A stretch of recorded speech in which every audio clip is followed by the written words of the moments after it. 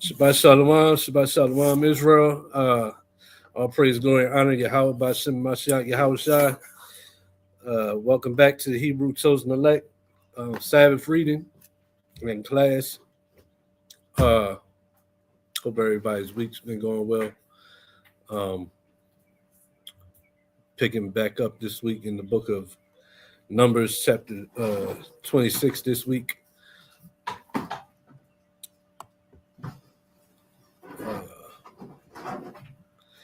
Right after the short announcements.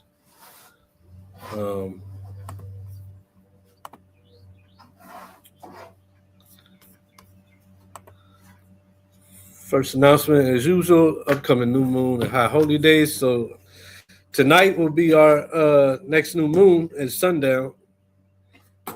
April 18th, sundown, second month, new moon for us. So we'll be bringing that in, having some food, drinks, fellowship, whatnot, which leads us into our next feast day, which we'll have another new moon. I got to get that date before the next feast day, but upcoming high holy day after this is Feast of First Fruits. May 30th is sundown. So, mark your calendars for that. Get your money together, whatever you got to do. We'll get information out with regards to where we'll be keeping it and, all that good stuff. So, new moon tonight and Pentecost or First Fruits coming up May the 30th. Shalom. Contact information, you can contact me through Facebook at We Are Israel, Maria Shala, or through phone or text at 302-510-7147. You can also contact Yakanan at Brent Daniels on Facebook or through phone or text at 508-840-7710. Also, please make sure you like, subscribe, share our content on our YouTube channels, ACE Red Pill Reality and ACE Reloaded. With that, that's it for announcements. We'll get this thing moving along. Book of Numbers, chapter 26, verse 1. Who's going to be the first reader? What we'll do today, we'll do switch after each chapter because it's not a lot of stuff to really go in depth with for these next few chapters. It's kind of just really touching in on the history, more of historical accounts of things leading up to us going into the land. So taking the first, 26 and 1. This first chapter is a long chapter going into the census of all Israel. So this is a kind of lengthy chapter. So whoever got it, go ahead and bring it out when you're ready. The book of Numbers, chapter 26, verse 1. And it came to pass after the plague that the Most High spake unto Moses and unto Eleazar, the son of Aaron, the priest, saying, take the sum of all the congregation of the children of Israel from 20 years old and upward throughout their father's house, all that are able to go to war in Israel. That's just another one throughout the father's house. Just another reiteration that it's always the father's house. It's never the numbers taken, the pedigree taken, the census taken, whatever, out of the mother's house. It's always the father's house. So just another one showing the seed determined by the father. By the father, his house. Go ahead. Verse 3. And Moses and Eleazar the priest spake with them in the plains of Moab by Jordan near Jericho, saying, take the sum of the people from 20 years old and upward, as the Most High commanded Moses and the children of Israel, which went forth out of the land of Egypt. And why is it 20 years and older? and pretty much adulthood. Up until then, you're a young one. You're considered a young one. And before that, it's what the infants. It's like 1 to 5 or something. But yeah, so this is you're pretty much adult, like you said, military age. So, and all these numbers means we don't got a count of how many total that we had. And what we're gonna see, we've already read the numbers before. We came out like 600,000 of this age and men fit for war. So we could easily been in the wilderness with over 1 million, because it was 600,000 of the men of military age. Go ahead. Verse 5. Reuben, the eldest son of Israel, the children of Reuben, Hanok, of whom cometh the family of the Hanokites, of Pelu, the family of the Peluites, of Hezron, the family of the Hezronites, of Carmi, the family of the Carmites. What's a ite? What's a ite? Descendant, but to be like I'll see. Right, but an ite is going to become basically a nation. So we already seeing where it said what verse is that? 5 and 6. You asking what verse we at? No. Where it said, where's my Bible? So I'll get it. So this is a good opportunity to. I can mean a clan too. Like a certain clan of a certain nation. But it's going to become a multitude of people, pretty much. And we already seeing that these different children of the tribes are Reuben. It's 12 tribes. But then there's different clans that become basically multitudes, all stemming off of each tribe, which stems to the children of Israel. So somebody that Zechariah, this is a good opportunity to kind of touch on this. The Zechariah 2:11. Somebody got that?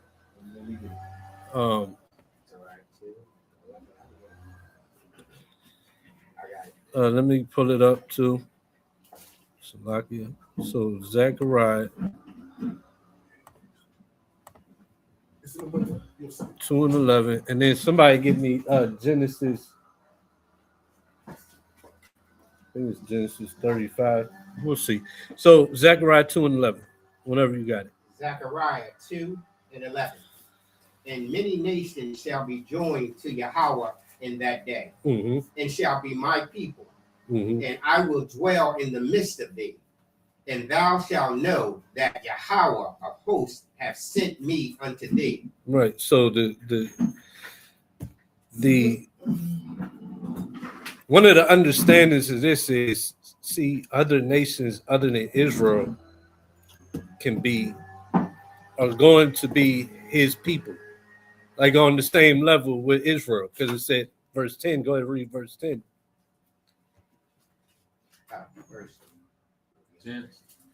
Zechariah 10. Okay, Sing and rejoice, O daughter of Zion, for lo, I come and I dwell in the midst of thee, saith Yahweh. Yeah, so and then it goes on saying many nations shall be joined to the Lord, and they'll separate that. This has to be talking about non-Israelites because it's already Zion. He'll dwell in the midst of Zion, and this is one of the verses where other nations are going to be joined unto the Lord. It's not Israel because it says nations. This can't be talking about Israel because it says nations, and it already says Zion and whatever.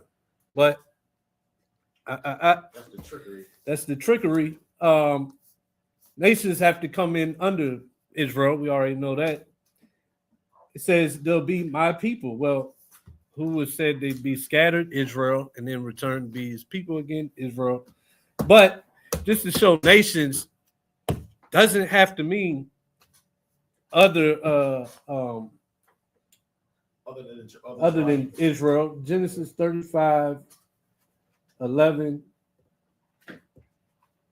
and 48 and 19. Somebody get those. So 48 and 19. Israel is nations. That word there is gar, I believe. I got Genesis. Go ahead, Brad. Genesis 35, starting at 11. In your Hold house, on, let me get it too.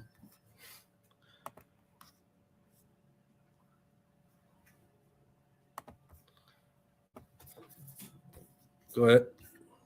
Genesis 35 and 11. And Yahweh said unto him, I am Yahweh Almighty. Be fruitful and multiply. A nation and a company of nations shall be of thee. Matter of fact, go verse 10. Verse 10. Just to show who it's talking about. And Yahweh said unto him, thy name is Jacob. So it's talking to Jacob. Go ahead. Thy name shall be called any more Jacob, but Israel shall be thy name. And he called his name Israel. And Yahweh said unto him, I am Yahweh Almighty. Be fruitful and multiply. A nation and a company of nations shall be of thee, and kings shall come out of thy loins. In thy land which I give. That's it. Okay. So what's that clarify right there? Nations is coming out. Nations, and subjugated to be us too. yeah, would come out of Jacob. Jacob would become nations. So actually, I don't even need that 48 and 19. I just wanted to get those two. And that lines up with Revelation 79. Yeah. Yeah, that's They what they become- talking about. The number it can't be numbered. Yeah, exactly. Yeah. Coming out of different languages because we would be scattered in them. Yeah. Right? We could go to Micah and show that. We could go to Hosea. And But don't get twisted up on nations. And because they'll say it says nation here, that's gar. That's Gentiles is gar, right? In Hebrew. Same here. So right where we was just at, where we at Genesis 30. 7. No, the Genesis 35. 35 and 11. So watch this.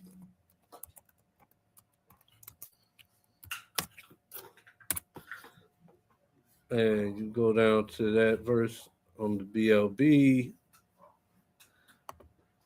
And you go down on that. I hate the way it is on this computer. But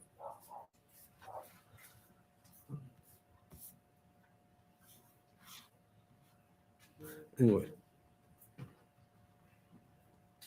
Why is it like that? So Is this the one also when you were this is arguing about weird. Jacob and Joseph was arguing about putting his Hold on. youngest son real over the quick. older son? From Manasseh. Yeah, and many nations were going to come out of Manasseh also. I can't remember where it was. Nation too. Yeah, that's it. Yeah, a lot of nations going to come out of either. Yeah, Manasseh. And So they coming out of Reuben, they come out of Manasseh. right. So it's Goy, right? Yeah, so the word there for where we just read, a nation, company of nations, is Goy and go the plural. That's what it says there. And it's the word for Gentiles. It's translated as nation 375 times, heathen 143 times, and Gentiles 30 times. So they gonna try to say if it says Goy, it's talking about non-Israelites, but this is the word for a nation that says Jacob will become a Goy and a company of Goy. Mm-hmm. And you got this scripture So it back just here. means nations. It's not just mainly non-Israelites and sometimes Israelites. It's exactly what it says. It's nations, and it can be any nation. It can be, huh? Yes, it can. No, I'm talking about according to this. Oh, Yeah. right. Yeah. But the word though, yeah, it can Yeah. be any nation. Yeah. So when you go to the prophecy in Zechariah, because it says going, it says nation. That has no bearing on if it's talking about Israel or non-Israel. the Bible has let you know who it's talking about. What's already said and prophesied let you know what it's talking about. And the fact it says you'll be my people, and this is a bringing back scripture any old way, because this is the one that says flee from Babylon in Zechariah. So it's talking about returning, because it's telling Israel to flee from Babylon. So it's talking to Israel that became nations and being the people again. So it's like it's in 3 different places, like where I was talking earlier when NASA and here in Genesis, and then you got the Hellenized Jews on top of that, showing that they was Gentiles. yeah, kind of exactly. So that's 3 cuts right there. That is. And but specifically for this. So why did I go through all that though? So what are we seeing in these scriptures? The ites. They're already being labeled, the children are being labeled fathers of basically nations. Because they're still like, we're in what, Reuben? They're still Reubenites, but inside of Reubenites, you have Paluites, you have Hanakites, Hezronites, Carmites. These are all going to be groups of people, basically fathers of nations, is what you already see. Yeah. Still of the father nation, Jacob, and then the tribes. Yeah, but they're going to keep having children that are a part of that clan. So that's a what? That's a nation. Is that an argument to use with Elijah the Tishbite? Was a Tishbite? Yeah, because he was an Israelite, but he was a Tishbite, right? And it had to do with you can be a ite off of you descending from right, a person or even a place. Yeah. It could be because your land area that you're in. That's the answer to sub-tribe. Yeah. I mean, it's all the same thing. Yeah, sub-tribe, clan. Yeah, but once the clan becomes or sub-clan because it comes from something. But when so a clan once it comes and becomes a million, though, you ain't gonna call it a clan no more. You're gonna call that a nation. Yeah.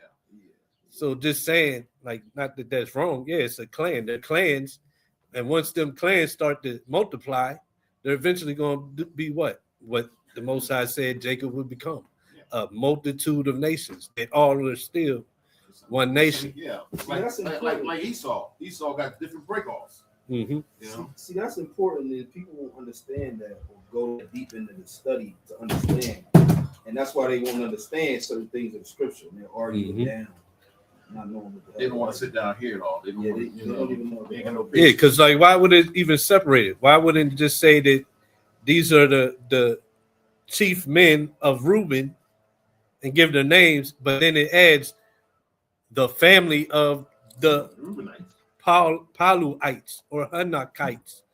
Now they're going to have ites. They're going to have clans. They're separate, but in the same thing.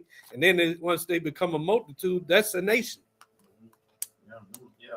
Verse 7 tells it all right there. Yeah. Because, well, I mean, we're going to get into reading. It's going to tell us when we went into the land would be given according to the multitude. So when these cats start to multiply and become multitudes, and it didn't happen because we went off, but like the idea is y'all going into the kingdom, you're going to rule the earth and obey me, right? If these nations had multiplied and ran out of land, what would the Most High did? Gave them new land. That's why he said when you I ain't gonna go there, but in the Torah, it's like when you go to take other lands or whatever, and they don't offer you peace, and you take them. Why would you have to go over there? Because you're too you outgrew the land that you're in, right? And Ezra lets us know the world was made for Israel's sake. So, but yeah, just in this reading here, you can see that it's already being branch offs within Israel. Yeah, they're still going to be Israelites, but they got their own clans and nations inside of even the tribe. So it's like a pyramid. It's all under Israel, and then it's 12 tribes. It's under that, and then it branches off into clans, and you're under that. Yeah. Same thing happened with here in America with the natives. Exactly. Different clans and different branches. Mm-hmm. This is where we get the concept of family tree. Right. And once you get a family tree that's going for thousands of years, it's like you said, Native Americans had hundreds and hundreds of different tribes, but they was really all the same tribe. They came over here as 10 tribes. Yeah. By the time the Europeans came, hundreds and hundreds of different tribes and tribal names. So, we can go back. The book of Numbers, chapter 26, verse 7. These are the families of the Reubenites, and they that were numbered of them were 43,730. And the sons of Pelu, Eliab, and the sons of Eliab, Nemuel, and Dathan, and Abiram. This is that Dathan and Abiram, which were famous in the congregation, who strove against Moses and against Aaron in the company of Korah, when they strove against the Most High, Yahweh. And the earth opened her mouth and swallowed them up together with Korah, when that company died, what time the fire devoured 250 men, and they became a sign. Notwithstanding, the children of Korah died not. The sons of Simeon after their families, of Nemuel, the family of the Nemuelites, of Jamin, the family of the Jaminites, of Jashin, the family of the Jashanites, of Zerah, the family of the Zarhites, of Shaul, the family of the Shaulites. These are the families of the Simeonites, 20 and 2,200. The children of Gad after their families, of Zephon, the family of the Zephonites, of Haggi, the family of the Haggites, of Shuni, the family of the Shunites, of Ozni, the family of the Oznites, of Uri, the family of the Urites, of Arad, the family of the Aradites, of Areli, the family of the Arelites. These are the families of the children of Gad, according to those that were numbered of them, 40,500. The sons of Judah were and Onan, and and Onan died in the land of Canaan. And the sons of Judah after their families were Shelah, the family of the Shelonites, of Pharez, the family of the Pharzites, of Zerah, the family of the Zarhites.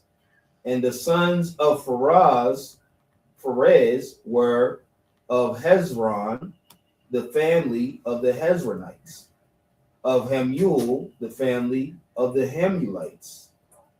These are the families of Judah according to those that were numbered of them, 16,500. Of the sons of Issachar after their families, of Tola, the family of the Tolaites, of Pua, the family of the Punites, of Jeshub, the family of the Jashubites, of Shimron, the family of the Shimronites. These are the families of Issachar, according to those that were numbered of them, 64,300. Of the sons of Zebulun after their families, of Sared, the family of the Sardites, of Elon, the family of the Elonites, of Jalil, the family of the Jalilites. These are the families of the Zebulunites, according to those that were numbered of them, 70,500. Mm-hmm. The sons of Joseph, after their families, were Manasseh and Ephraim. Of the sons of Manasseh, of Machir, the family of the Machirites. And Machir, or Mature, however you want to pronounce, begat Gilead. Of Gilead come the family of the Gileadites. These are the sons of Gilead, of Jezer, the family of the Jezerites. Of Halek. We're kind of reading that. Huh? It says, so Machir had a family of Machirites. Then he begot Gilead, and that became a family of Gileadites. Mm-hmm. So he could have easily had other children that were still Machirites, but something different about Gilead, they were Gileadites. Gilead is where Jephthah descended from. Mm-hmm. Who? Jephthah. Yeah. Jephthah? Yeah, Jephthah. Which one? In the book of Judges, chapter 11. Oh, yeah. Not The Israelite. one. Was it another one? No. Well, Moses' father-in-law was Jephthah, wasn't it? Yeah. But That's real. Okay, right. that's real. But Khan, he's a Gileadite. He's from Gilead, right? But so you got that. Machir got the Machirites, and then Gilead, though he don't fall under the Machirites, he became father of his own clan. I'm pointing that out because what we're going to see later. I'll deal with it when we get there. But So hold that thought. yeah, it's a hold that thought comment. Mark that. So Machir became the father of a clan nation, and then one of his sons became the father of a clan or nation. Go ahead. Of Halek, the family of the Helekites, and of Azriel, the family of the Azrielites, and of Shechem, the family of the Shechemites, and of Shemida, the family of the Shemaites, and of Hefer, the family of the Heferites, and of Zelophehad, the son of Hefer, had no sons, but daughters. And the names of the daughters of Zelophehad were Mahlah and Noah, Hoglah, Milcah, and Tirzah. These are the families of Manasseh, and those that were numbered of them, 52,700. These are the sons of Ephraim after their families: Shuthalah, the family of the Shuthalites. Mm-hmm. Of Bachur, or Becher, the family of the Bacharites. Of Tahan, the family of the Tahanites. And what nation do we know today that really goes by basically Tahan? Modern day. They go by something else today, but they're really, before Europeans, they were something else. Taino? Exactly, Taino. Tahan, Taino, right? Tahanites. Mm-hmm. Verse 36. And these are the sons of Shuthalah of Iran, the family of the Iranites. These are the families of the sons of Ephraim, according to those that were numbered of them, 32,500. These are the sons of Joseph after their families. The sons of Benjamin after their families, of Bela, the family of the Belaites, of Ashbel, the family of the Ashbelites, of Aharam, the family of the Aharamites, of Shufam, the family of the Shufamites, of Hufam, the family of the Hufamites. And the sons of Bela were Ard and Naaman. and Ard, the family of the Ardites, and of Naaman, and the family of the Naamites. These are the sons of Benjamin after their families, and they that were numbered of them were 45,600. These are the sons of Dan after their families, of Shuham, the family of the Shuhamites. These are the families of Dan after their families. All the families of the Shuhamites, according to those that were numbered of them, were 64,400.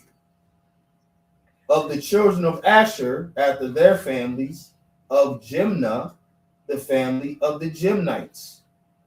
Of Jesuai, the family of the Jesuites. Of Beriah, the family of the Berites. Hold up, Slakia. Is that like Jesuits right there? I was thinking that too, Jesuits, but I doubt that's where they go back to. But what does what does that can't be this. but what does Stolen the name? That's Look up the yeah. definition of a Jesuit. About to look it up. Etymology. Hold on, I got etymology right here. I got you. You know, everything they go by, man, they stole. Yeah, absolutely. So it's Jesuit. That's what Yeah, I got it. What we need. 1540 modern Latin Jesuita, member of the Society of Jesus. Founded 1533 is it spelled the same? by Ignatius was that? Loyola, the combat Protestant. I'm looking for something that makes sense. This is not really. Jesuit, okay. Apparently disabled person. Seafood. Nah. Put Jesuai in there. what does it mean, Jesuit? Yeah, you had to look up the dictionary for that. Or I something. got Bible dictionary. Hold on. Yeah, look, yeah. But the root word of Jesuit in the Roman form comes from Jesus. It's basically their Society of Jesus. That's what their claim is. That's what a Jesuit is. Well, watch this. So That's what they call it. Jesuit, right? Jesuit. That's the name you're looking at. Jesuit. No, I'm talking about the Jesui. Yeah. Hold on. Well, that's the Bible. I'm talking about the word Jesuit, the modern term. Okay, What they define it as is a it comes from Jesus.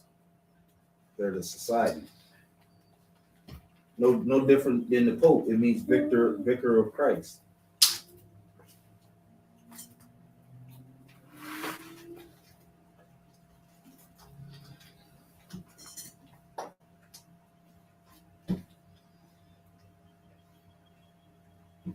so it'd be safe to say they felt like they resembled Jesus. Right. Jesuai,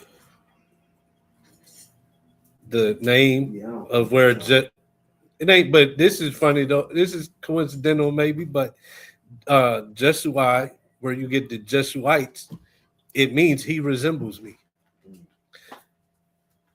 Reading these names, I ain't even going front. They sound like Lashawan. But that's false, right? Who say it's false? Because Who? why? Why? Because people on the internet say it's false. That's I who. mean, Yahshua. I don't. Well, no, I don't. Lord rest his soul. I did know Ratazaya. I knew an elder who could translate it, and I know I got his book and all that stuff, and he actually had it as a tangible language. Now, it's other brothers that's coming off of that. I don't know. I say the Yiddish Hebrew, and they trying to Slavic. say, yeah, Slavic. Let's just say that Germanic. Trash Hebrew. Yeah, because it ain't Hebrew. Yeah. It's forms of it in there, but You know what I mean? And not to denote none of their scholarship. I mean, they come in with scholarship with what they saying, but they trying to say that the Lashawan Kodash is not tangible language. And I don't agree with that. yeah. Well, I think their arguments, accepted. the arguments are their opinions, is what I feel like. Like I saw a video and they lined I up. didn't finish watching it. They lined up Malak and said they went to different instances where it's translated as Molech or king or anointed or consecrated one. He said, how would you pronounce a king consecrated Molech? So it would be Malak. To me, that's a bogus argument because every language has words that have different meanings. So how would you say the homosexual is happy? The gay. The gay is gay. Yeah. So they laughed at him because he read it Malak.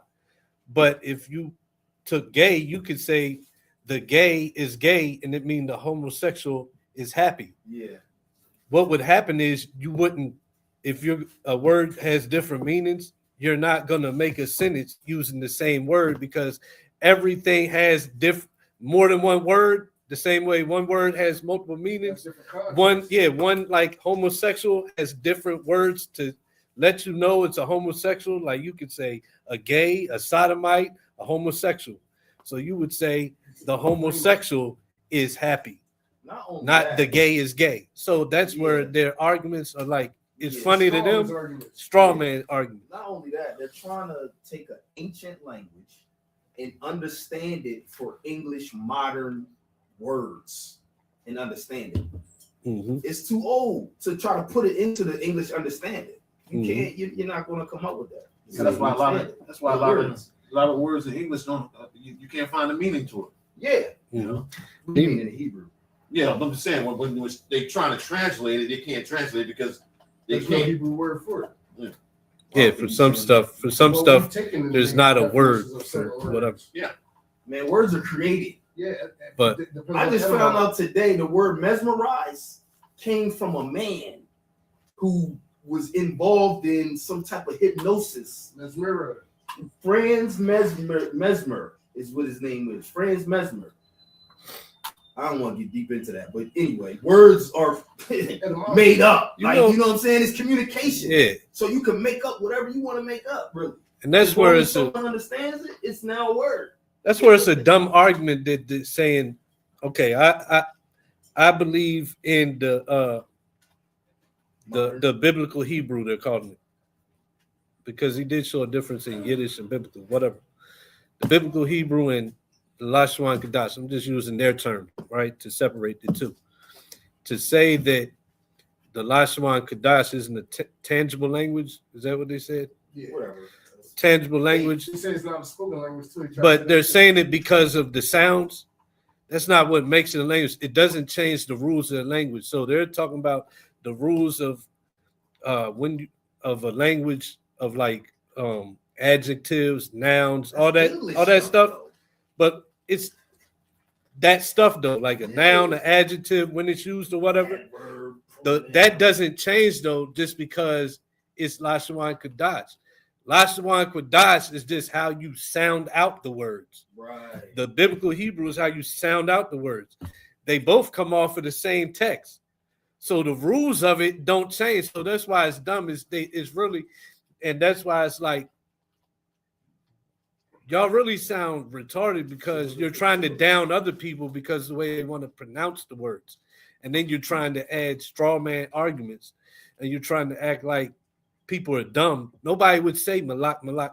They'd use the other words to say a king consecrated Molech. Mm-hmm. For one, it's redundant. Who's to say that sentence is redundant? Like it wouldn't be said like that. Like the idol Molech could easily be named king. Yeah. Because Baal means Lord. So you can take a word that already means something else and mean Lord, king or something. Yeah, so like to rule over. Yeah, so they going off of basically pronunciations and changing it to give meaning. But okay, you don't have to. You don't have to formulate your sentence that way. Right. So to sit there and force it and try to make fun of people and clown it, that's dumb. Because I could say the gay is gay.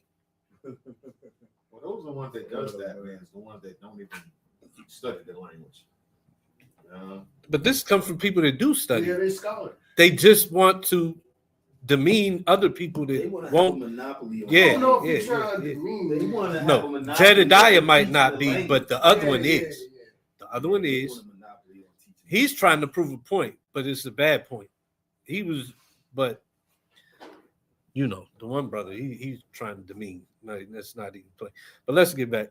All right, I'm gonna read 44 again. All right. Of the children of Asher, after their families, of Jimnah, the family of the Jimnites, of Jeshuai, the family of the Jeshuites, of Beriah, the family of the Berites, of the sons of Beriah, of Heber, the family of the Heberites, of Malchiel, the family of the Malchielites. The name of the daughter of Asher was Sarah. These are the families of the sons of Asher, according to those that were numbered of them, who were 53,400. Mm-hmm. Of the sons of Naphtali, after their families, of Jaziel, the family of the Jazielites, of Guni, the family of the Gunites, of Jezer, the family of the Jezerites, of Shalem, the family of the Shilemites. These are the families of Naphtali according to their families, and they that were numbered of them were 45,400. These were the number of the children of Israel, 600,000 and 1,730. And Yahweh spake unto Moses, saying, unto these the land shall be divided for an inheritance according to the number of names. To many thou shalt give the more inheritance, and to the few thou shalt give the less inheritance. To every one shall his inheritance be given according to those that were numbered of him. Notwithstanding, the land shall be divided by lot. According to the names of the tribes of their fathers, they shall inherit. According to the lot shall the possession thereof be divided between many and few. And these are they that were numbered of the Levites after their families. Of Gershon, the family of the Gershonites. Of Kohath, the family of the Kohathites. Of Merari, the family of the Merarites. These are the families of the Levites, the family of the Libnites, the family of the Hebronites, the family of the Mahalites, the family of the Mushites, the family of the Korathites. And Kohath begat Amram. And the name of Amram's wife was Jochebed, the daughter of Levi, whom her mother bare to Levi in Egypt. And she bare unto Amram Aaron and Moses and Miriam their sister. And unto Aaron was born Nadab and Abihu, Eleazar and Ithamar. And Nadab and Abihu died, and they offered strange fire before Yahweh. And those that were numbered of them were 23,000, all males from a month old and upward, for they were not numbered among the children of Israel, because there was no inheritance given them among the children of Israel. What does it mean when they say gave Most High strange fire? Good question. Some people say weed. Some people say weed. I've heard that. Sage, yeah, I heard that. But Sage is a medicine, though. Yeah, but they was burning sage like cast those spirits and I stuff. think it's all. I think it's all speculative. What they did is they didn't give what they was told, so they offered strange fire, strange worship, which Sage would be strange fire because That's not just if you burn it for the smell, but these cats be burning sage because it gets rid of the goons and goblins. That's what they say. Yeah, it gets rid of the goons and Also said goblins. invites them in. Or invites them in. So that's that, but we know it don't. But that's strange fire. But what they did, they offered what the Most High had said. They didn't offer what they was told to offer. So in other words, they went against. Yeah, they went against the same way Saul went against. He said rebellion is the same as witchcraft. Yep. So just by them, the Most High said, like he gave the specific instructions to make the anoint this oil, make it with these ingredients.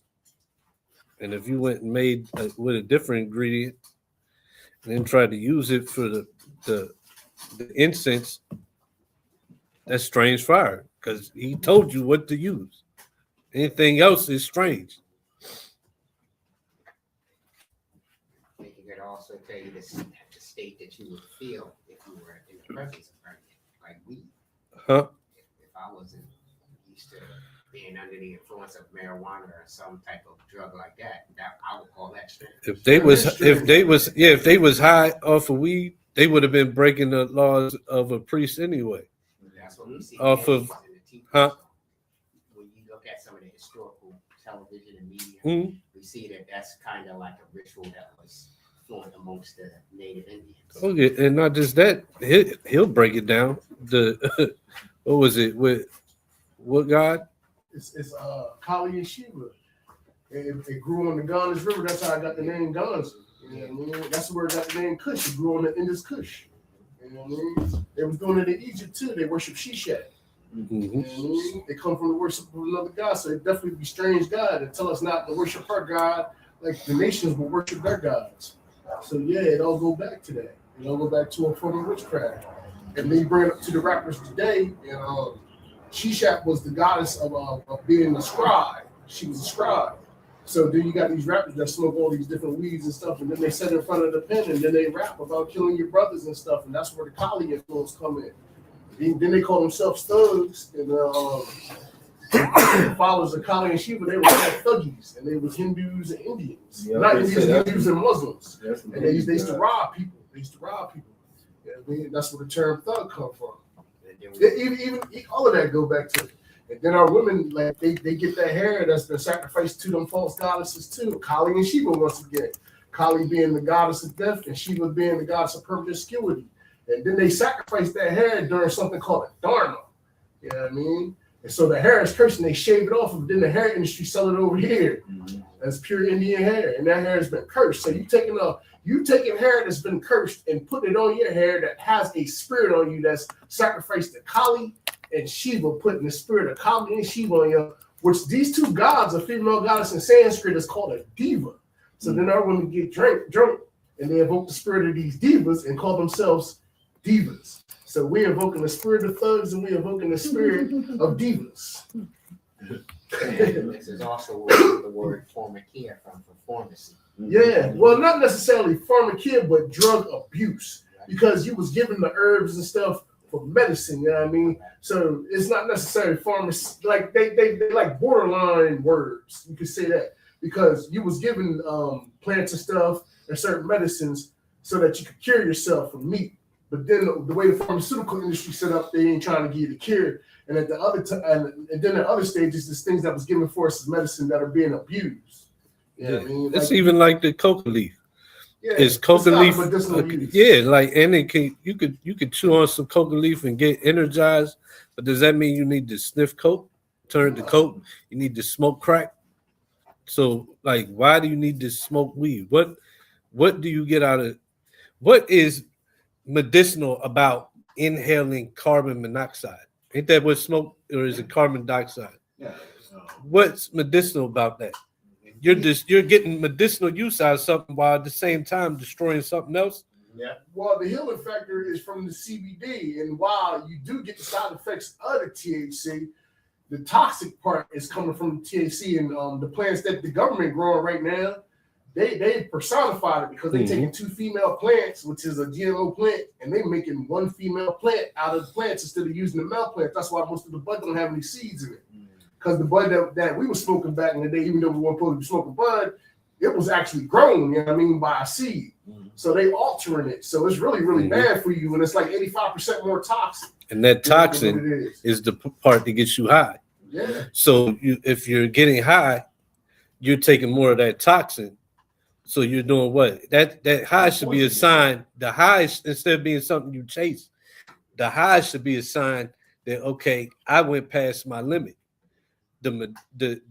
Because the high, it changes your judgment. And at the same time, if you were taking it for like, because some people with mental illnesses do need that certain toxicity of it for medicinal purposes. But you ain't supposed to smoke, you're supposed to eat it anyway. Yeah. But then you gotta be careful with that because now they're making the synthetic stuff. They got that Delta 8, Delta 9, Delta 10, or whatever the hell. And it's bad for you too, and they don't know the long-term side effects. And on top of it, the curated, they're using lead and they're using gasoline and stuff. The curated.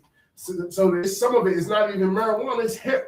You know what I mean? And they toxifying the hemp through something called the Farm Bill because it's more legal to use it. And that's why you can go into every gas station and they can sell it to you without you having a bud card because it's not marijuana, it's synthetic THC. Yeah. And it gives you horrible side effects. Yeah, that's why it's good to grow your own. Yeah, that's what you're supposed to do anyway. You know what I mean? Because you're supposed to eat it. Anytime you set fire to a plant or herb, that automatically becomes a chemical.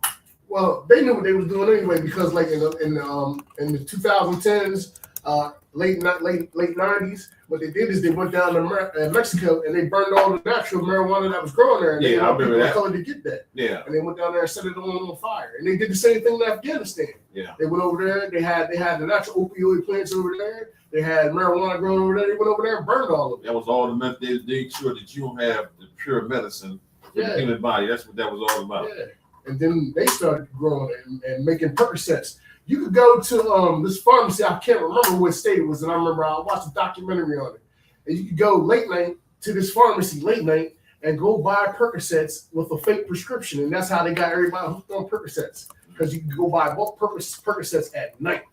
It was like during the curtain drop, and then they would go in there and buy a bulk and then go out and sell it to the communities. That's how that all started. I think it was out in Alabama, if I understand. I won't say Birmingham, but I ain't sure. I don't know. Man, I remember a guy, man, he used to grow his own marijuana in his basement. You know, I'm just trying to figure out how he can do that without sunlight. I guess marijuana doesn't UV rays. I knew somebody that did it too. When I lived in Florida, I knew somebody that did it. Like they had like garbage cans, but like you go in there and you couldn't even smell it like unless you went in the room. Like he had it set up, you know what I mean? Yeah. But you went in that room, it was no mistake. You know what I mean? Like he had but for days, and it was like back then when he had it was like I was gonna say like 12 different strands. Now you got all these different mutated strands and stuff. Like it's crazy what they doing to it to make you hooked on it, and it's being weaponized too. Yeah, but I think it's the brother his name Ben Muhammad or Ben X, one of them. He got a whole sit down and talk about how they're using it to weaponize it against young black and Hispanic men. Yeah, marijuana. Even without all that, the additions they putting into it, it still served that purpose as the natural way, like without adding the additives, just growing weed, period. Because just look at back in the day, Cheech and Chong's. Yeah. Cheech and Chong. We get you like Cheech and Chong, get you bugged out, not caring about nothing. Just everything's funny. You're slow. It makes you lazy. Yep. And eat up everything in the refrigerator. So where does that line up with walking in the Most High's ways? It don't at all. Like he didn't give it to you to smoke. Yeah, he give it to you for meat. Right. People ain't eating it. They're not eating it. You eat lettuce. You see people smoking lettuce. They eat it too. Yeah, but they eating it in excess. They got edibles. They got edibles now at the dispensaries. Yeah, and they got a lot of them edibles got that Delta 9 stuff in it. Even with the THC, they can put the THC is a certain amount of milligrams. They're putting enough THC in there. You ain't eating it for medicinal purpose. You're eating it for the high. You're eating it so you can get goofy, so that you can get lazy, so that you can have real deep thoughts. You sitting there for an hour analyzing how wood has ridges in it. Everybody want to be in the astral plane and microdosing and shrooms and stuff. Everybody want to be deep. But the THC, the higher it is, the more it heals toxic you. it is, but No, it's no, more but CBD. No, CBD is a low grade. CBD is a low grade. I mean, it doesn't have the effect as the THC. It gives you more healing. People like a lot of people who have cancer. Oh yeah, that's true. Yeah, that a lot of people. Now I got some now. I got some THC in the liquid form, and I only put a couple of drops, underneath my tongue, because if you take too much, you're gonna be stoned. Yeah, But see, or you put it in some kind of tea, But 98.9% of whoever's using that weed, the THC, they ain't got cancer. They ain't trying to fight cancer. Yeah, like that's one thing. If you break your leg, a Percocet might be the only thing that ease the pain for you, and you gonna get high. Yeah. But who's mainly popping Percocets? They ain't got no brakes. They ain't got no brakes. So it's the high that people use these things to chase the high, and then they excuse it with, oh, it's medicinal. Yeah, well, it's medicinal. Well, to get a ointment for eczema that's better than the one on the shelf, you got to get what? A prescription. Nobody just goes buys a prescription ointments because they're chasing the high. Yeah, if they're not chasing the healing, then they are chasing the high because they want to be bugged out the mind. Mm-hmm. So I always say, listen, if you're using it the right way for the right reason, you're okay. But if you're going to abuse it, we know what your intentions are. Okay. Where were we at in the scripture? Verse 63. All right. Go ahead. When I'm looking here about Levi, right? My question is when Catholicism comes onto the pages of humanity, right? Mm-hmm. Where did they get that a priest should abstain from sex? Where did they get that? Perpetuate the Levitical line.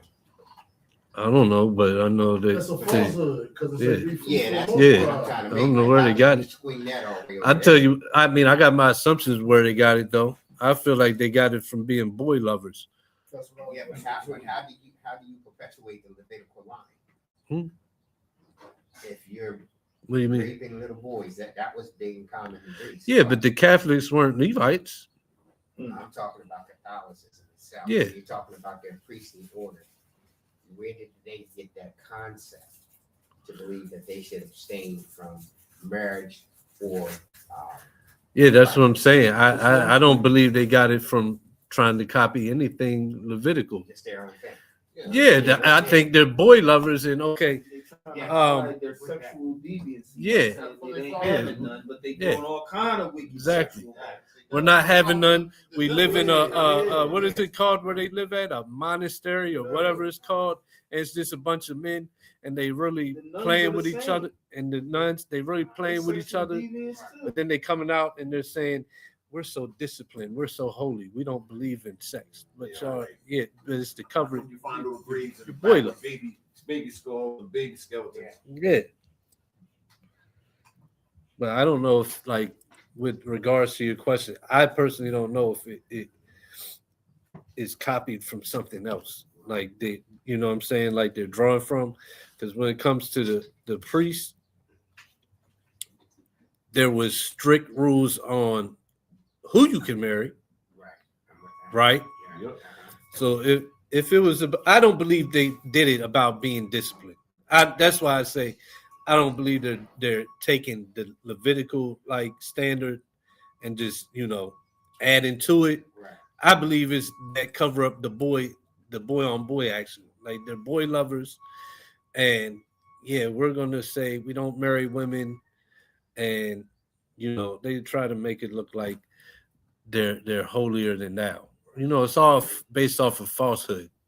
Even the way they do the services, they try to make it look holy. They sit up there and they say, "Oh, right," all this, the nuances they got is to appear as you know, this is God. And you come in the building, you look on the ceiling, and the paintings kind of look like the vibe they give, because the paintings kind of look like you would hear some music saying, "Oh," while God's naked and touching Adam's finger, and they're both naked. It's all just falsehoods to appear one way and to hide the boy lover, gay, profane Edomite spirit. Yeah, so another thing they do is they were trendsetters. They're trying to set a trend so the public might follow them what they're doing. You know, and that would stop them from procreating and everything. So they figure they're trying to put in your mind that unless you do it this way, you'd be more pure to go into heaven. So they was trying to set trends, you know. And they're going to give this appearance that to be godly, you have to be able to abstain from sex, period. Yeah. So now everybody just like, man, I can't do that. Then they give off the well, Jesus came. It's that whole you can't keep the law agenda. Yeah. So everybody's like, well, we're just filthy. I can't become a pope or what's the ones that each church called? They call them father. Cardinals. Who they call father? Priest. The priest, whatever. The priest, Catholic. the cardinal. Yeah, the Catholic priest. I can't become that. So, you know, he's gonna pray for me, and since I can't do that, but I have to do that, I can just go off into any of my lusts because I'm not capable of controlling my lust. Like I said, they set trends. They set trends for you to follow certain things a certain way. So they're gonna set a trend for you. Okay, in order for you to make it to heaven, you got to be pure. And then they set a trend talking about, okay, we can't keep the law. You know? But they know you can't keep that. They know you can't be pure. So then they give you that. They also throw in that, but you can pay money, and that'll get you. They take the time. Even Catholic Church, yeah, they got a thing with what's it called when you die and you're caught between. Purgatory. Yeah, so if you make it past purgatory, has something to do with like if you pay your donations or something. You gotta give coin to the what's it, the boat driver? Yeah, it's like the same. It's like this. Dante's Inferno. It's like the same thing as the whole tithing concept in the black church, but so purgatory has something to do with your donations too. Movies and stuff they use, like and put those things in place to make you believe that's really true. So yeah, they just the devil. Yeah, that's it. Let's go back. Verse 63, Numbers 26. These are they that were numbered by Moses and Eleazar the priest, who numbered the children of Israel in the plains of Moab by Jordan near Jericho. But among these there was not a man of them whom Moses and Aaron the priest numbered, when they numbered the children of Israel in the wilderness of Sinai. For the Most High had said of them, they shall surely die in the wilderness. And there was not left a man of them, save Caleb the son of Jephunneh and Joshua the son of Nun. Okay, Caleb the son of Jephunneh. Let me check something real quick. Now I got a question. What is your question? You just read 63. Now this took my mind back to when we had a discussion about the Reubenites being not Esther. What was the other one? Ruth. Yeah, Ruth. Yeah. That's kind of lining up with where they was at going in Moab, and where Reuben was saying Ruth ain't a Moabite. Yeah, Right. Yeah. So that looked like a hit there to me. Right. That was just a geographical location. Yeah. They tagged. And it was split in two. The country that they had. Christ came from Moabite. He has 4 women in there. Sure, he does. Rahab is in his bloodline too. And then What was she? She was What was her line? I can't remember. Yeah, it does. I can't remember.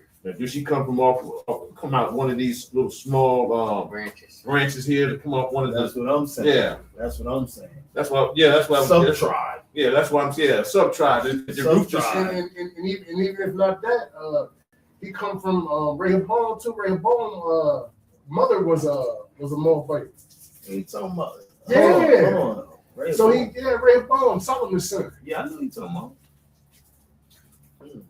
So he got 3 foreign women in there. No, just like Joseph, his 2 sons comes from I can't keep doing this. Look at these damn flies, man. His 2 sons come from what? I'm just worried about that lake. That's all. I ain't worried about you.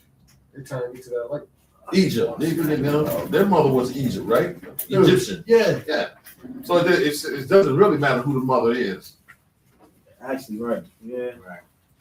And we're using the language of Gentiles, even though we're not using the word Gentile at this time period. Yeah. Or stranger. And look at our father Jacob.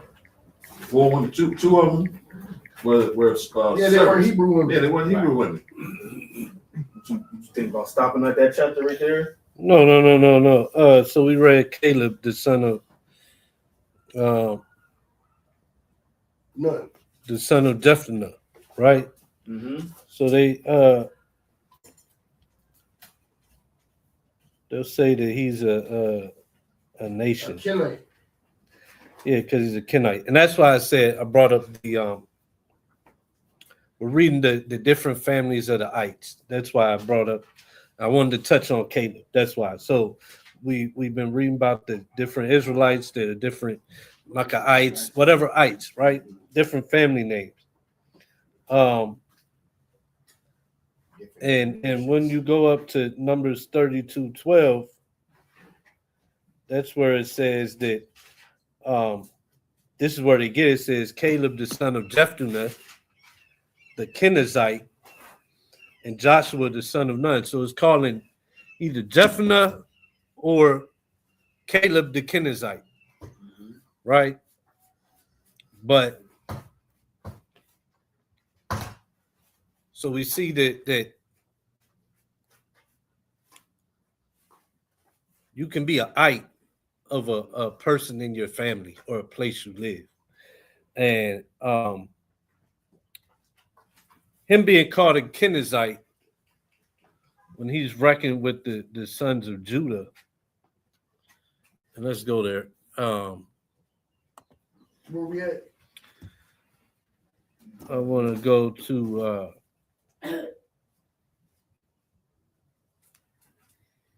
First Chronicles, chapter 4.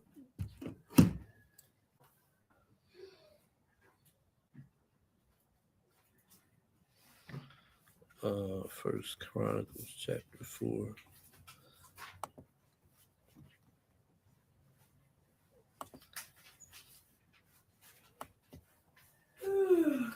Verse 1. Verse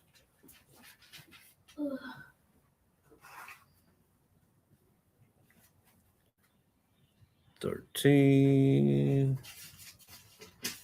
I got it. 4:13. Yeah. Kenaz is a popular name. You can find there's Edomite named Kenaz. But the point is, even Caleb's brother is named Kenaz. So go ahead. Yeah. First Chronicles, verse 4, chapter 13. And the sons of Kenaz, Othniel, No. Othniel, I'm looking at it. Yes. Othniel, and Sarah, and Sariah, and the sons of Othniel, Mm-hmm. Haphath, and So Kenaz's sons is Othniel and Sarai. Say it, Meonophar. What verse is that? 14. Oh, 14. Begats orphan No, not orphan. or for Afra. and Sariah. Sariah begats Job the father Joab the father of the valley of Karashim. Of they were craftsmen. For they were craftsmen. So these people are being identified by their work trade also. They're craftsmen. That's why he was the father of the valley of Cherazim. Right? Keep going. Verse 15. And the sons of Caleb, the son of Jeffrey. Iru, Nam. Elon, and Nam, and the Caleb's the son of Jephunneh. Right. So we just read that Jephunneh is a what?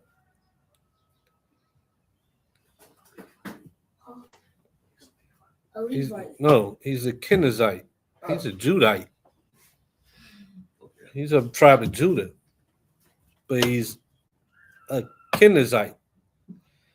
So Caleb's the son of Jephunneh the Kenizzite. Kenaz, which is Caleb's brother, so he named his son Kenaz. And he had Othniel. You know that that's his brother because in Judges chapter 3, verse 11. Judges 1:13 says, Othniel, the son of Kenaz, Caleb's younger brother, took and gave him Aksah, his daughter, to wife. So Othniel is Caleb's brother. Kenaz is Caleb's brother. And Othniel is his son. So keep reading. Verse 16. And the sons of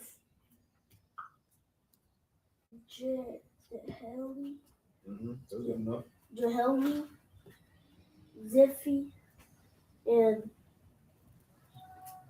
Ziphihah, Tirana, and Ace. Wait, you finished 15? Yeah. 15 says, let me read again then. And the sons of Caleb, the son of Jephunneh, Iru, Elah, and Naam, and the sons of Elah, even Kenaz. So there's another person named Kenaz, all in the same family. So Kenaz is a popular name. It doesn't mean you're a descendant of Edomite because they named their son Kenaz. There's Edomites. There's Israelites named Ishmael. There's Edomites named Ishmael too. Well, Hebrew. Yeah. Right. There's like their names. So we read in the the chapter we just read, that clans can be based off of namesakes. And then also you can be the father of a valley that has the name of something based off of your work trade. So you can get labels and clans based off of a name of a descendant you're from, or a trade or a characteristic that your family is known for. So what does Kenaz mean? Well, it makes sense because you got people who got their descendant and their last name, for example, from people who were butchers and just call them butchers. You know what I mean? Or, that's done locksmith. today, right? Yeah. And they call locksmith. Their last name locksmith because their family trade back in the day was locksmith or whatever. You know what I mean? And then you got people who are, for example, George Foreman. All his sons named George, so it's George the second, third, fourth, fifth, and sixth. You know what I mean?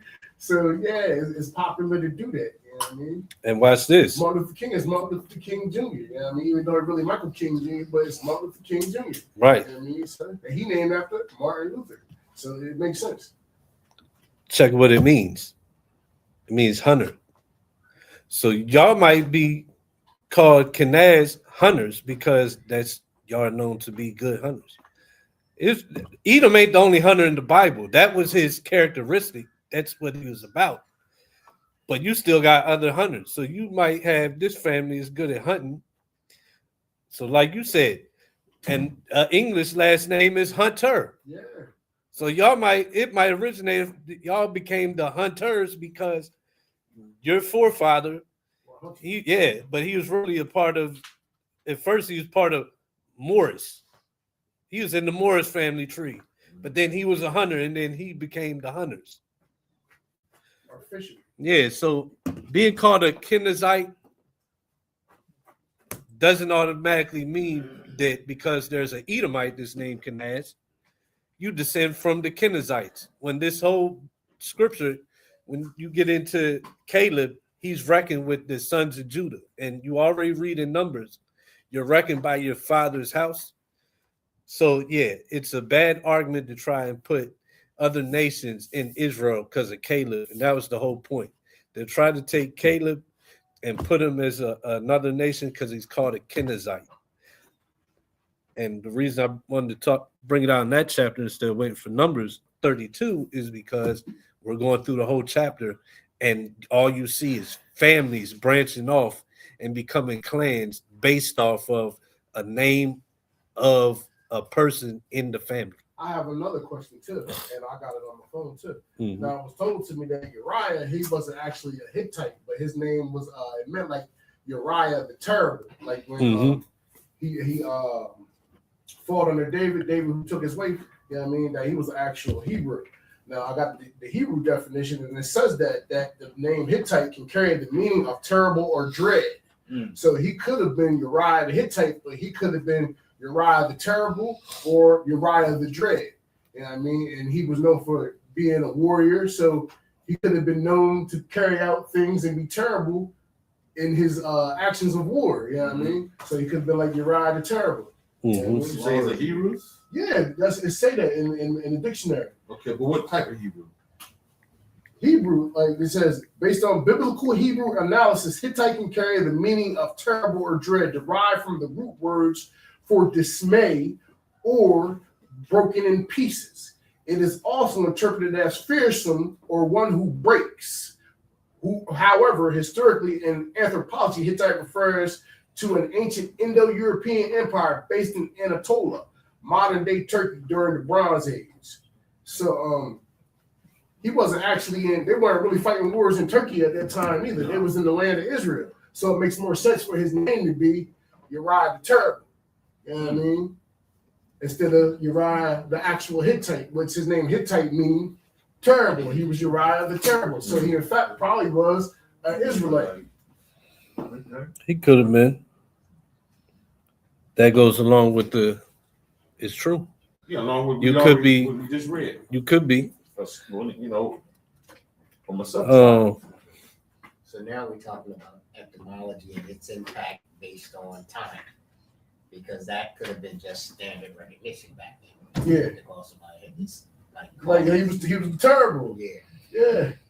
Like it's a comic, Hagar the Horrible. You know what I mean? He was a Viking, Hagar the Horrible. You know what I mean? So you might have referred to him as Hagar the Hittite. And that may have come forward all the way up to when we talk about the Dada Dessalines and Tucson Overture when they were fighting off France. So what else? Dada Dessalines and Tucson Overture when they were fighting off France. Yeah. We call them dreadlocks. Yeah. They call locks. Yeah. But the French called them dreadlocks because anytime they seen them brothers with that hairstyle, they dreaded.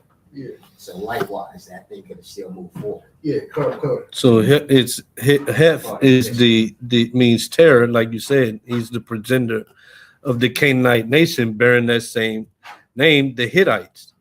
And yeah, so you could be that word in general. You could be of that nation, or you could be called that because of your characteristics. Or of the Like you land. said, so it's possible, huh? Or of the whatever land he came from. Yeah, so it's definitely possible. Nothing happens crazy with Uriah the Hittite, where I'd be like, it's no way he could be an Israelite, but he was one of the mighty men. Uriah was one of the mighty men of David. Yeah. So, them cats in war, they was terrible. Remember, Absalom, he didn't say it, but his counselor said, basically told him not to go fooling with David and his men that's with him just because they weak, because basically they the mightiest men that Israel got. So don't fool with them. So that's a possible one. We definitely see it in scriptures that you're Ike, you being called an Ike can have to do with where you're from. Like Tishbite, Elijah was from I had looked it up, but it was he was called Tishbite based off of where he descended from, where he came out of. I believe it said Manasseh, the land of Manasseh, the city he was from. I wanted to look into that more in depth and see the names of the cities set apart for the priests, because if he was a Levite, he might have came from one of those cities separated for the Levites. But yeah, so that was the end of the chapter. All right, let's go to the next one. And we'll finish the next chapter. It ain't that long. You want to go ahead and read it, or you want somebody else? All right. Unless somebody else wants to. Does somebody else want to have a go? All right. I'll read it. The book of Numbers, chapter 27. Then came the daughters of Zelophehad, the son of Hepher, the son of Gilead, the son of Machir, the son of Manasseh, of the families of Manasseh, the son of Joseph. And these are the names of his daughters: Mahir, Noah, and Haglah, and Milcah, and Tirzah. And they stood before Moses and before Eleazar the priest, and before the princes and all the congregation by the door of the tabernacle of the congregation, saying, Our father died in the wilderness, and he was not in the company of them that gathered themselves together against Yahweh, in the company of Korah, but died in his own sin and had no sons. Why should the name of our father be done away from among his family, because he have no son? Give unto us, therefore, a possession among the brethren of our father. And Moses brought their cause before Yahweh. And Yahweh spake unto Moses, saying, The daughters of Zelophehad speak right. Thou shalt surely give them a possession of an inheritance among their father's brethren. And thou shalt cause the inheritance of their father to pass unto them. And thou shalt speak unto the children of Israel, saying, If a man die and have no son, then ye shall cause his inheritance to pass unto his daughter. And if he have no daughter, then ye shall give his inheritance unto his brethren. And if he have no brethren, then ye shall give his inheritance unto his father's brethren. And if his father have no brethren, then ye shall give his inheritance unto his kinsman that is next to him of his family, and he shall possess it. And it shall be unto the children of Israel a salute of judgment, as Yahweh commanded Moses. Mm-hmm. And Yahweh said unto Moses, Get thee up into the Mount Abarim, and see the land which I have given unto the children of Israel. And when thou hast seen it, thou also shalt be gathered unto thy people, as Aaron thy brother was gathered. For ye rebelled against my commandment in the desert of Zin, in the strife of the congregation, to sanctify me at the water before their eyes. That is the water of Meribah in Kadesh. in the wilderness of Zin. And Moses spake unto Yahweh, saying, let Yahweh, the power of the spirits of all flesh, set a man over the congregation, which may go out before them, and which may go in before them, and which may lead them out, and which may bring them in, that the congregation of Yahweh be not as sheep which have no shepherd. Mm-hmm. And Yahweh said unto Moses, take thee Joshua the son of Nun, a man in whom is the spirit, and lay thine hand upon him, and set him before Eleazar the priest, and before all the congregation, and give him a charge in their sight. And thou shalt put some of thine honor upon him, that all the congregation of the children of Israel may be obedient. And he shall stand before Eleazar the priest, who shall ask counsel for him after the judgment of Urim, before Yahweh. At his word shall they go out, and at his word they shall come in, both he and all the children of Israel with him, even all the congregation.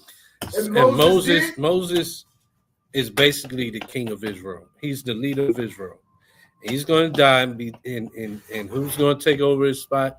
Joshua. Basically the king of Israel. They're the leaders of the nation. Even him being the leader of the nation, to go out before Israel, come in before Israel, to lead them into the promised land, to take over the position of Moses, being that head of the nation. He still said that he would ask counsel of the Most High with Eleazar, the priest, he's now in the stead of Aaron's position. So the high priest, even though he's above the high priest, he's still going to counsel with Eleazar, showing what? Nobody just does this thing on their own. It's not a one-man show. Nope. It's never a one-man show. The king is still going to take counsel. A good king is going to listen to his counselors. A good king is going to put counselors around him that are wise men, not because they're friends, not because of affection they have for him, because they're shown and proven to be not covetous, like we read in Exodus, not covetous, lovers of money, and to have right judgment, not be, show favoritism. You're going to do that, and you're going to take their counsel.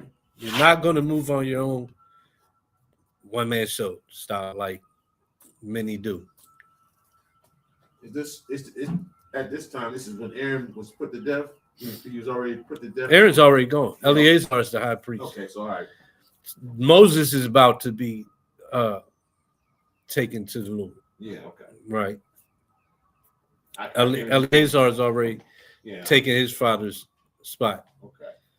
So, and you also see Moses ain't just thinking of himself. He could have easily said, give one of my, whatever his favorite son is, give my son my position. He didn't say that. He's still thinking the best man have the job, even though it could be Joshua. That's who got the choice. And Joshua was right next to Moses the whole time. Moses would go to speak to the Lord. Notice Joshua was always right there with him. Even when he said, don't let Israel come to the mountain or they'll die. Joshua ain't never died. And he would come with him all the time. So, but that just shows the mind state of Moses. He showed it time and time again. Like that covetous spirit for power, he didn't have that. A lot of people, when they had the opportunity of getting rid of the whole nation, you're going to make the whole nation of my seed, and we'll be the chosen seed. A lot of people that's in the truth even today, definitely regular people in the world, they jump at that chance. Oh, I can set my family up forever, get rid of them, get rid of them. I don't like them anyway. I hate when they show up to the barbecue. Yeah. So even with this, though, he could have easily, like, Aaron's son took his spot. He could have said, yeah, let me put my son in this position. He said, choose the best man, basically. He wanted this thing. He wanted the Most High to provide somebody to judge Israel righteously and take them in and keep them walking in the ways. They ain't have nothing to do with take my sons, make them that. Right? You didn't pull a selfish card. Right. He was showing charity. So as much as they knocked Moses, right? Christians pretty much damn near condemn Moses. Like he wasn't a man of God. They do. The New Testament talks about charity. It's not something new. Moses was an example of charity before the New Testament was even anywhere close to happening. Samuel too. Samuel went out with David and still put one of his sons. Exactly. I mean, they was like wicked in the eyes of the Most High. So Samuel went out and he was like, man, he's gonna go find a king, pretty much supersede Saul. Because charity means what? Goodwill. But it means goodwill. Like for somebody else. If you have goodwill for somebody else, ain't none of what you want, ain't nothing gonna be selfish about how you want to deal with these people, whether you're rulership or not. You're not concerned with your position of power or riches or land, whatever. You're concerned about the people first. That's goodwill and having good intentions towards them people. That's goodwill.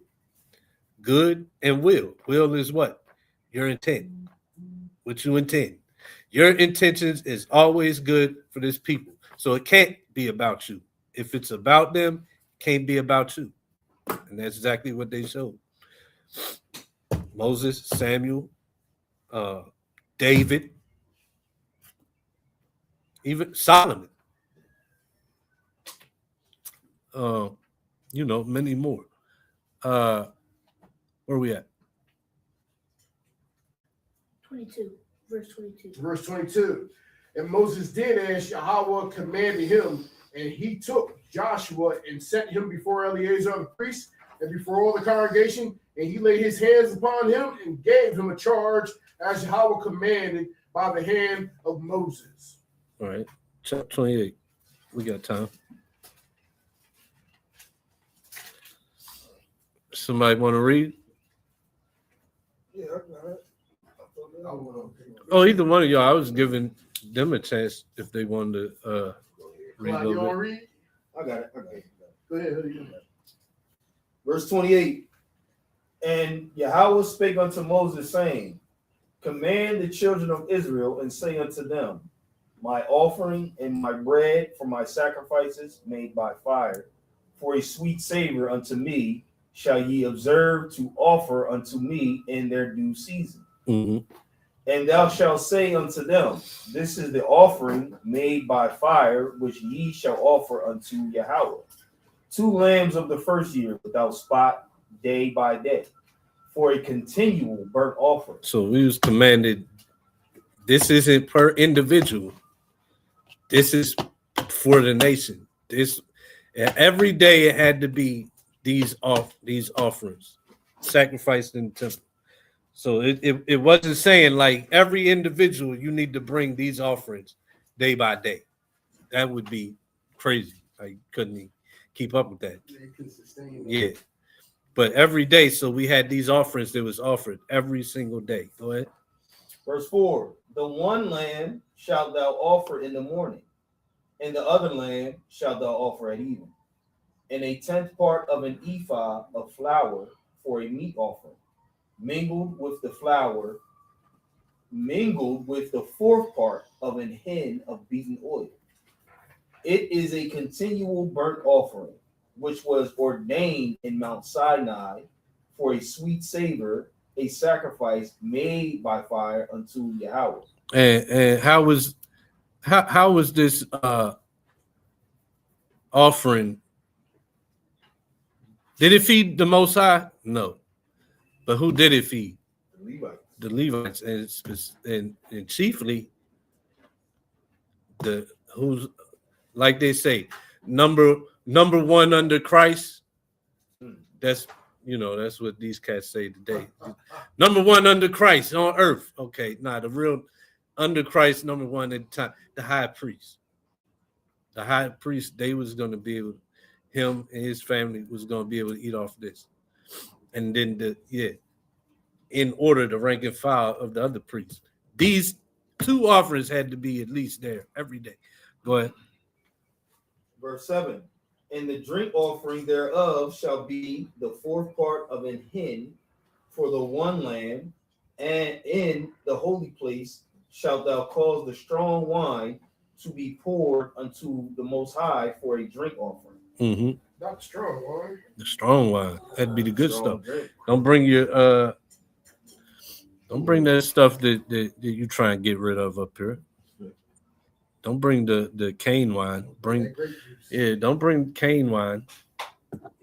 That stuff you just trying to discard. I give them this. Now bring that good stuff.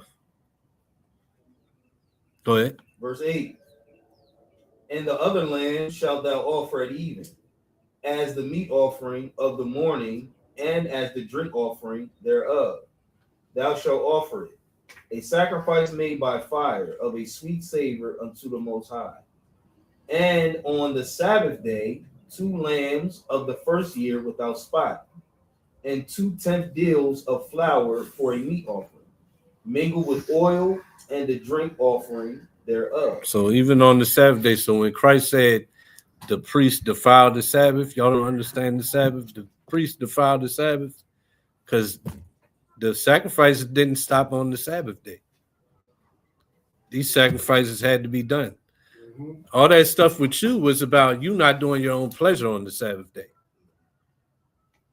But it wasn't like you can't eat on the Sabbath day, you gotta eat salads, or they were sacrificing in the temple. Huh? Say what? People say ain't no fires to be kindled. So no cooking. You kindle your fire already. People understand in the scripture gonna say some other word. Yeah, I mean, kindling the fire was something different. Yeah, you could keep your fire burning. So because there's that point that's out there, but then there's the point that you can't have nothing hot. You heard that one? Yeah. Like it goes beyond the kindling the fire. You can't eat hot food. You can't throw your food on the fire, heat up real quick. Or even cook. If you already got some meat that's seasoned and ready, and you already got a fire, why can't you put the food on the fire? That's not kindling the fire. But we ain't gonna go in depth with that. Yeah. But that wouldn't be kindling the fire. Yeah. I mean, if you know anything about having a fire stove in your house, you don't just chop wood each day for what you're going to use today. So you already have. You should, if you're prudent, if you're smart, you should already have a stockpile of wood. So you don't really got to kindle anything. But so sacrifices didn't stop on the Sabbath day. Sabbath day still brings sacrifices. 2 lambs in the first year without spot. Go ahead. Well, I actually read that verse. Yeah, kind of. This is the burnt offering of every Sabbath, beside the continual burnt offering and his drink offering. And in the beginnings of your months, ye shall offer a burnt offering unto Yahweh, 2 young bullocks and 1 ram, 7 lambs of the first year without spot, and 3/10 deals of flour for a meat offering. So the beginning of your months is also showing there's something different. Because some people think you don't got to keep the new moons. You don't got to celebrate new moons. But new moons you see here, because it's not in the list of feast days. So it don't say new moons are Sabbath, new moons are feast day, but there's something different about the new moon, obviously. There's some type of celebration because now you ain't just offering, it's not required that the 2 lambs that's offered every day on the new moon, the beginning of the month, that's what the beginning of the month is, the new moon.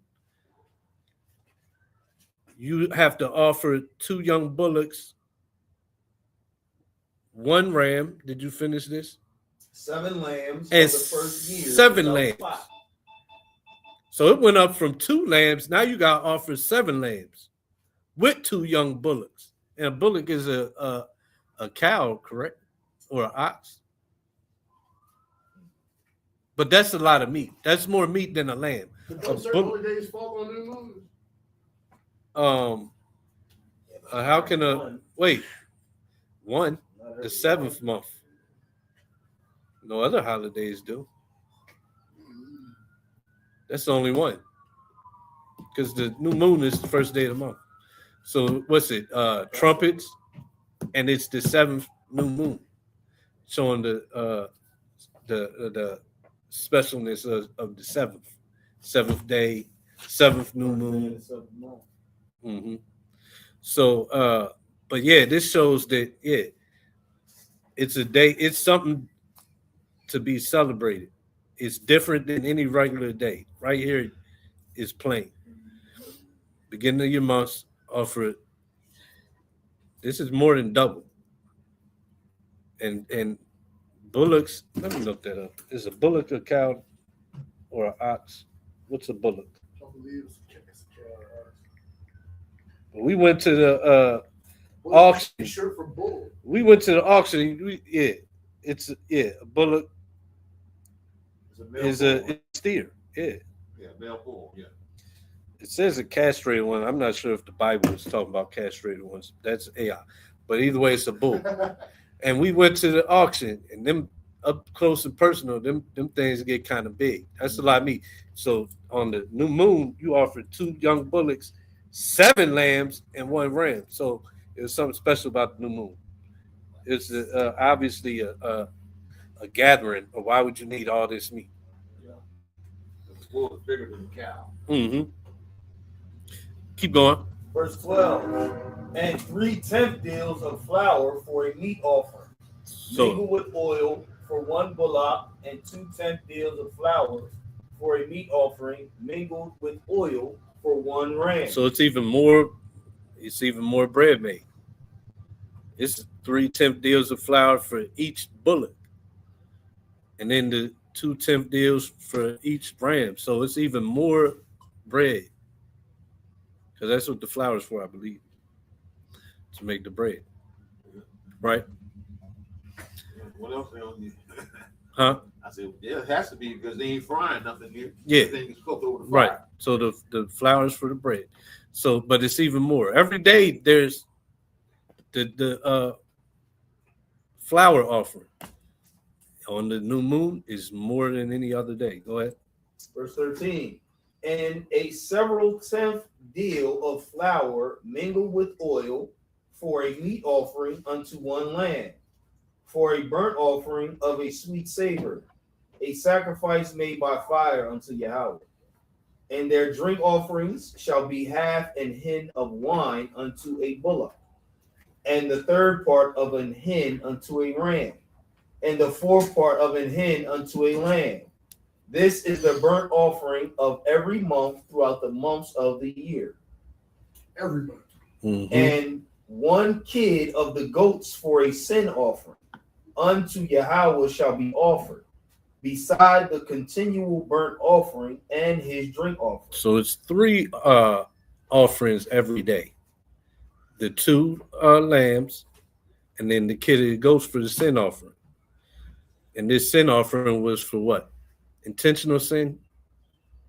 No, it wasn't even for individuals. This offering is for the nation. It's for the nation and whatever sins they commit as a nation, right? It wasn't for you to go sin and bring a goat, your own personal PayPal for sin. Like, oh, I just sinned, let me make this payment. Nah, this was to be done every day, and it's for the nation. Because the nation is going to be, people are going to be sinning in the nation. If one sins, we all sin, basically. We all get the curses. We all suffer the same good and evil. So this sacrifice, it was for sin, It wasn't for you to say, the hell with the law. I can do what I want. I got the sin offering. Like the Christians say. Oh, Christ died. I can do what I want. I got Christ. Yeah, I got the blood of Jesus. He replaced the sacrifice. Well, the sacrifice wasn't never for you to just say the hell with the law, intentionally sin, and that covers you. We read it, I think this book, a couple of chapters before, or maybe this last book, but we read in the law that the offering for sin was for, what's the word used? It was a mistake. Reconciliation. No, the mistake, not intentional, but it was a word used. Unpresumptuous or something like that. Are you talking about The sin offering. Yeah. We don't read anywhere where it says ignorant sin? Yeah. Ignorance? Yeah, I was trying to remember the exact word. It was like presumptuous or anyway. You are right. Yeah. Yeah. We don't find we don't find nowhere in the law where it says a sin offering for you just saying the hell with the law and doing your own what you want. We don't find that. So the Christians are actually even worse than we were before. Yeah. Because you just think you can go out and just do it and covered by blood. Can't find that in scripture. You ain't gonna find it in scripture. So now we worse off because we like, we got Jesus. I want to commit adultery today with pastor's wife, or I'm a pastor. I want to commit adultery with one of my congregational members' wife. Whatever. Got Jesus. He died. Blood of Jesus. Go ahead. Verse 16. And in the 14th day of the first month is the Passover of Yahweh. And in the 15th day of this month is the feast. The 7 days shall unleavened bread be eaten. In the first day shall be an holy convocation. Ye shall do no manner of servile work therein, but ye shall offer a sacrifice made by fire, for a burnt offering unto Yahweh, 2 young bullocks and 1 ram, and 7 lambs of the first year. They shall be unto you without blemish. Now, see that? That's a cut on the idea that you can only have lamb. Even in the land when it was really being kept, it wasn't 1 lamb. That was the first night, the first Passover. That was 1 lamb. Then in the same trip in the wilderness, the Most High gave the law, the Passover lamb, the Passover lamb, and then there's the bullocks and the ram and 7 lambs. So not even 1 lamb no more. 2 bullocks, 1 ram, 7 lambs. Actually, that's the same thing as new moons.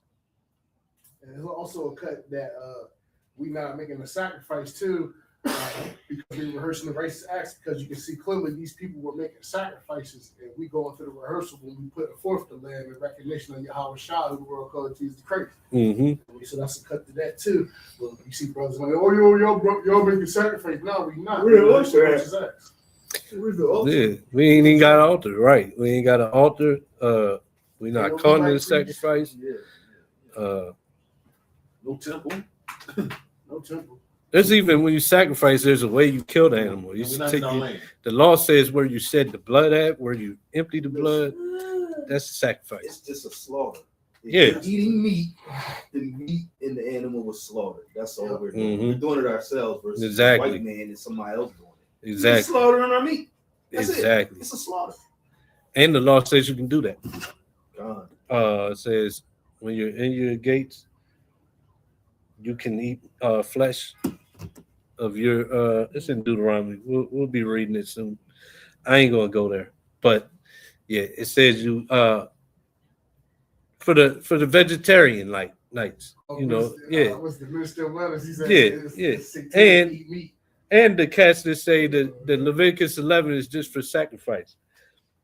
No, when it says when you're in your gates, you can kill flesh and eat it. It gives you examples of the roebuck. It gives you clean animals. So yeah, people keep Passover with no lamb at all, just unleavened bread. You saw that too? Nah, I ain't see that. That's crazy the way you just said it. So they don't eat meat. They didn't eat no lamb on Passover. So how you kept the Passover? No. I mean, I let them start because it's not a sacrifice. Yeah, but exactly. And we not doing everything to the Yeah, T but either. still, So I mean, both had the lamb represent the Most High, like lamb. that's true. But we also seeing that we gotta get the bullocks and ram too. So that's the sacrifice And right lamb. there. We're not doing the sacrifice. We doing the rehearsal. Christ, we doing as yeah, Christ did. Yeah, I'm giving this Christ much. did They the ain't lamb. doing Easter, Yeah, and they are Yeah. doing They something. ain't doing Easter. They doing Passover. They doing something. Listen, I give them that much credit. I'll give them this. They're not eating the lamb because they have it in their mind that they shouldn't. And that's the only reason they're not. Yeah. They're not doing it out of rebellion. So that's why Right. Yeah. that's why I look at it like, okay, if you believe that, at least you keep Passover and not Easter. Right. Because yeah, like it says if you do anything that and it's not of faith, you don't believe it, that is you're damned for doing it. So if you don't believe it, you should do what you believe. Because at the end of the day, we're gonna get everything squared away when we get back in the kingdom. There ain't gonna be no confusion at all. So that was clearly going on even with Paul in Romans 14. But he would say that there's people who probably didn't believe I should be eating the lamb. All right. Verse 20. And their meat offering shall be of flour mingled with oil. 3/10 deals shall ye offer for a bullock, and 2/10 deals for a ram. A several 10th deal shalt thou offer for every lamb throughout the 7 lambs, and 1 goat for a sin offering, to make an atonement for you. Ye shall offer these besides the burnt offering in the morning, which is for a continual burnt offering. After this manner ye shall offer daily, throughout the 7 days, the meat of the sacrifice made by fire, of a sweet savor unto Yahweh. It shall be offered beside the continual burnt offering and his drink offering. And on the 7th day ye shall have an holy convocation. Ye shall do no servile work. Also in the day of the first fruits, when ye bring a new meat offering unto Yahweh, after your weeks be out, ye shall have an holy convocation. Ye shall do no servile work, but ye shall offer the burnt offering for a sweet savor unto Yahweh. 2 young bullocks, 1 ram, 7 lambs of the first year, and their meat offering of flour mingled with oil. 3/10 deals unto 1 bullock, 2/10 deals unto 1 ram, a several 10th deal unto 1 lamb throughout the 7 lambs, and 1 kid of the goats to make an atonement for you. Ye shall offer them beside the continual burnt offering and his meat offering. They shall be unto you without blemish, and their drink offerings. That's the end of it. Come. All right, we'll So stop there. Go ahead. 1 goat. So the atonement had a kid of the goats. What was the scapegoat? What wasn't that done every year, or when was that done? That was. I think it's done, but I was looking for that because that was like a once a year thing. This is basically one over all of the times of sacrifices. But this is you gotta remember, this is going over the feast days though. Right. This is going over the feast days. It is. So That's true. it's going over That's all the why I offerings. mentioned that. Yeah, and at It's the about top, sin offering, right? And all that. Yeah. Okay. Like, because notice it didn't even go through atonement. Yeah. And atonement still had It sacrifices. said atonement right there. It go. But is that for the sacrifice? No, I'm talking about the feast of atonement. Yeah, that's to make an atonement for you. That's when atonement is done, right? Nah. Gotta be talking about it. No. You don't think that's Day of Atonement? Well, That's just atonement. where were we at? Verse 30. No, this is first fruits. So nah. Okay. Because that ain't nowhere near Day of Atonement. Okay. but it's a sin offering. Remember, so it says atonement for you, but when we go up, I got you. We didn't get there yet. Well, we did 22. For that feast day, it was one goat for a sin offering to make an atonement for you. So it's the same thing going on, just down here. It didn't say sin offering. Verse 22. So you saying that's when they talk about the Day of Atonement? Because No. Because when you get to chapter 29, it starts to talk about trumpets. Nah, I'm not saying that's the Day of Atonement. So it's saying, so 14, this is the Passover feast. Right. So you also during that detail with the feast days, like you said. Yeah, so during that feast, there's a goat going to be offered for a sin offering. Okay. So that's what's going into. Each of these is whichever feast, Passover, and then Pentecost. Yeah, because that's what comes after. And then it's going. And there's 29 goes into trumpets. No, chapter 29 goes into trumpets. Yes, it does. Chapter 29 goes into trumpets, which is the next feast day. Oh, my fault. I thought you said verse 29. My bad. No, chapter. Right. Yeah, the next chapter goes into trumpets. So of course. Mm-hmm. Yeah, it's going in order. Right. Yeah, right. It's going to touch on that. Yeah. But so like you said, it's the details of each feast. Yeah. And each one has of the offerings, and each one so far has a sin offering. Yeah. And no, actually, well, yes, but even remember at the beginning of the chapter, every day had a sin offering. So every day it starts out giving you 2 lambs to be offered every day. Then it comes down and it adds, there's a sin offering every day too. So there's 3 offerings that we had per day, every day. Hours, yo. Every day. But that's where it went into, it said these offerings for continually never make the comers there too. Mm-hmm. Perfect. Because they was done every day, but that didn't change us. No. It didn't, obedience. But when you think about Yahweh Shai, that produces a change in your mind because you actually see what he did. Mm-hmm. and how serious it is. When you animals, you like, shoot, I eat animals. Like you said with the slaughtering of the land. Every animal we don't see it, but you go in the grocery store, that animal got slaughtered. Same way we slaughtered our own lamb. Every animal that we buy is in there, it gets the same process. Yeah. Probably worse. A lot worse because they just run through like assembly line. Especially the halals, they be like, Allah Akbar. Next one, Allah Akbar. Allah. And you just getting paid $20 an hour to say Allah Akbar and do this all day. So, does anybody want to add something or any questions before we close out? No. All right. That's it for the class today. Hope it was edifying. New moon tonight is sundown. Yeah, sundown today. Because April 18th. So Shabbat Shalom. Don't forget, if you got it, you're able and willing,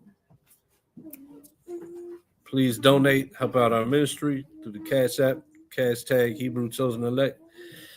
And Shabbat Shalom and Kwam Yashala.